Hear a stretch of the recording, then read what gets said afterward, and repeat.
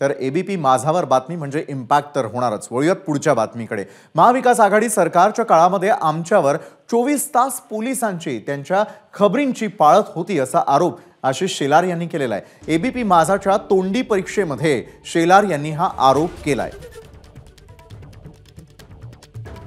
जो प्रयत्न त्या काळात झाला, ज्या बातम्या समोर येत आहेत हे उद्विग्न करणार आहेत। आनंद किंवा क्रांतिकारक होण्याचा मुद्दाच नाही, पण उद्विग्नता यासाठी होती की त्या सगळ्या काळामध्ये आम्हाला दिसत होतं 24 तास पोलीस, 24 तास पोलिसांची खबरी, आम्ही जातोय कुठे, बसतोय कुठे, या सगळ्यांपासून आमच्यावर पाळत ठेवण्याचं काम चालू होतं। आता हे तर दिसणार होतं आमच्यावर, म्हणजे वैयक्तिक माझ्यासहित काही लोकांवर होतं।